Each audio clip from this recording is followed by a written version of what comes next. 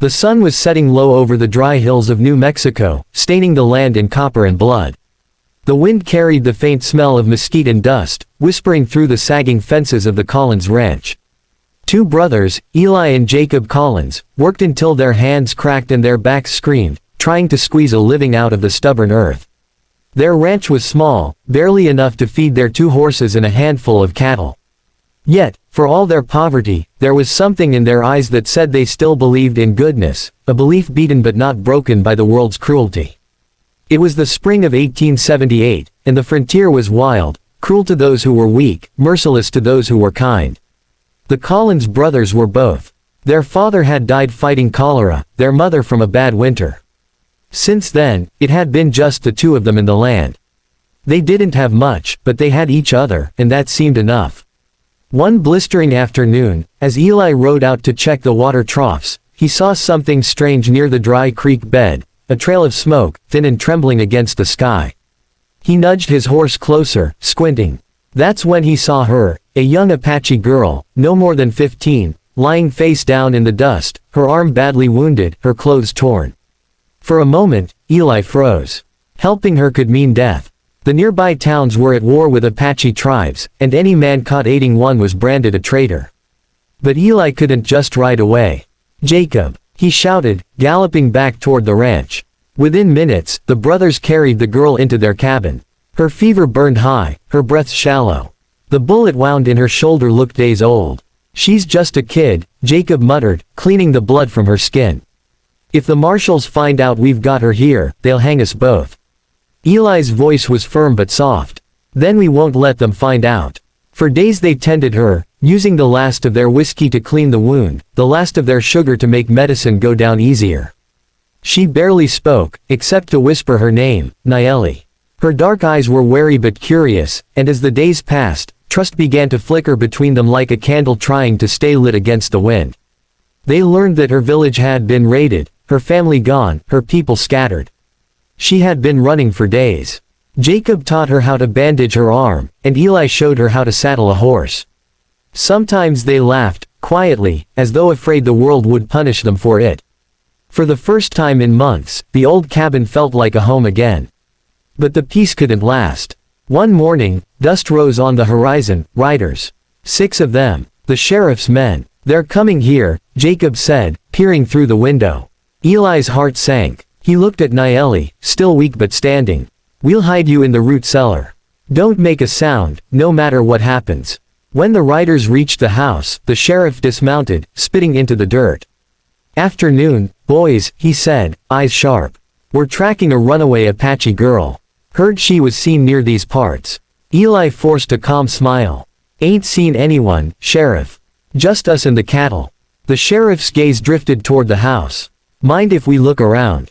Jacob stepped forward. "We do, actually. Ain't no law says you can search a man's home without reason." The sheriff's eyes narrowed. "Funny. You 2 always were soft. Don't let me find out you're harboring savages." The tension hung thick in the air. Eli's hand hovered near his revolver, but the sheriff spat again and signaled his men. "Let's go. Nothing here but dust and fools." The moment they rode off, Nayeli emerged, tears in her eyes. "You risked your lives for me," she whispered. Eli smiled, faintly. "It's what folks are supposed to do." The next morning, she was gone. On the table, she'd left behind a small necklace made of turquoise and bone. No note, no goodbye. Just that, a silent promise between worlds. Years rolled on. The Collins brothers grew older, their ranch weaker. The land had turned against them, drought and debt gnawed at everything they'd built. Jacob limped from an old fall, and Eli's hair had turned silver before its time. Yet they still carried on, stubborn as the land itself. Sometimes, when the stars were bright, Eli would take the necklace from its hiding place and run his thumb over it, wondering where she'd gone, if she'd even survived. Then came the drought of 1898. The riverbeds turned to dust. The cattle died where they stood. To make matters worse, a band of outlaws began raiding the valley, burning farms, stealing livestock, killing anyone who resisted. The sheriff was long dead, and the town too poor to raise a militia. The Collins ranch stood directly in the outlaws' path. When they came, the brothers didn't run. They stood with their rifles at the fence line, two tired men facing 15 hardened killers. Jacob's hands trembled. "We can't hold them off, Eli." Eli smiled weakly. "We ain't dying cowards." The outlaws rode closer, laughter echoing across the valley. Then, just as the first shots cracked, the ground began to tremble, not from gunfire, but from hooves. Dozens of them. Over the ridge came a sight neither brother would ever forget, a formation of riders, faces painted with red and white, feathers whipping in the wind. At their head rode a woman with long dark braids and piercing eyes, Nayeli. She looked like a storm, fierce and unbroken. "Get down," she shouted in perfect English. Her warriors spread wide, surrounding the outlaws in a pincer before they could even react. The battle was swift and brutal. Within minutes, it was over. The valley fell silent again, save for the wind and the groaning of wounded men. Nayeli dismounted and walked toward the brothers. For a long moment, none of them spoke. Then she smiled, that same soft, shy smile Eli remembered from years ago. "You saved me once," she said quietly. "Now I've saved you." Eli tried to speak, but his throat closed. You remembered." Her eyes glistened. "Every sunrise. Every kindness. My people took me north. I learned to fight, to lead. But I never forgot the men who showed me mercy when the world showed me none." Jacob shook his head in disbelief. "You came back, with an army." Nayeli laughed softly. "Not an army. A family." She turned to her warriors, all proud and silent behind her. "We heard of the outlaws burning the ranches. I knew you lived here still. I couldn't let you die alone." She gestured, and her people began unloading supplies, food, water, lumber. "We'll rebuild your fences. We'll guard your land until you stand strong again." Eli's eyes filled with tears he couldn't hide. "You don't owe us anything." Nayeli placed a hand on his shoulder. "Kindness is a circle, Eli. You gave me life. I give it back." Over the next weeks, the valley bloomed again. The Apache riders stayed, helping the scattered ranchers drive off the last of the bandits. They built wells, mended roofs, and sowed seed in the hard earth. For the first time in years, laughter returned to the valley. Every evening, as the sun set, Nayeli would sit with the brothers on the porch. She told stories of her people, of mountains and rivers that still remembered her ancestors' names. Eli listened, spellbound, feeling the years melt away. One night, she took the turquoise necklace from her own neck and placed it in his hands. "You kept the first one," she said softly. "Now keep this too. One for the past, one for the future." Eli's hands trembled. "You gave me hope when I didn't know I still had any." "And you gave me faith in the world," she replied. When the Apache riders finally left, the brothers stood watching from their porch as the long line of horses disappeared into the horizon. The valley was quiet again, but this time it didn't feel empty. Years later, when Eli was an old man sitting by the fire, he would often tell the story to anyone who'd listen. "We were poor men," he'd say, voice rough with time. "Didn't have much but heart. We saved a girl once, thought she'd vanished like a dream. But kindness, real kindness, never disappears. It just rides a long road before it finds its way back." Sometimes, on still nights, he swore he could hear the distant echo of hooves, steady, strong, like a heartbeat across the land. And every time he heard it, he smiled, knowing that somewhere, in some unseen way, the circle was still turning, the same circle of mercy and courage that had once brought an Apache girl back with an army, not for vengeance but for love. The desert always remembered. The wind that swept across its vast emptiness carried the ghosts of promises, whispers of battles, and songs of love lost to time. Beneath that endless New Mexico sky, two brothers worked the land that refused to love them back.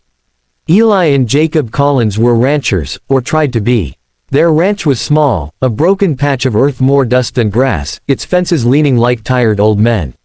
Life had never given them much, but it hadn't taken their decency yet.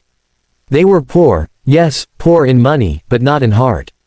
They shared everything, their food, their dreams, their silence. One summer afternoon in 1878, while Eli was repairing a fence along the dry creek bed, he noticed something half buried in the sand, a streak of red, not of the earth but of blood.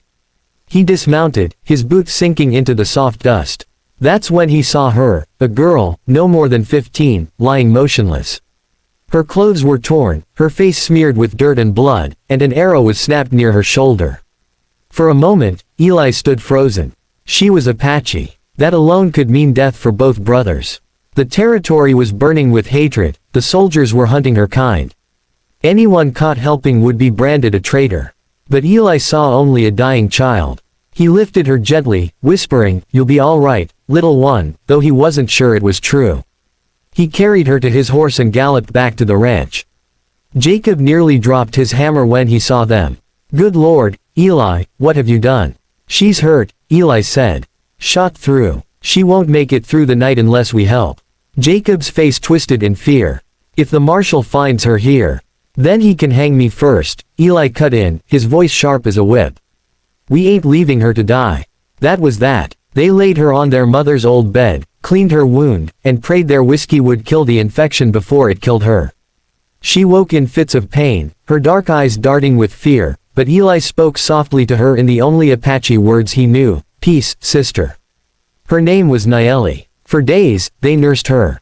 Jacob cooked soup. Eli sat by her bedside, talking about nothing and everything, the ranch, their mother's garden, the sound of rain that never came anymore.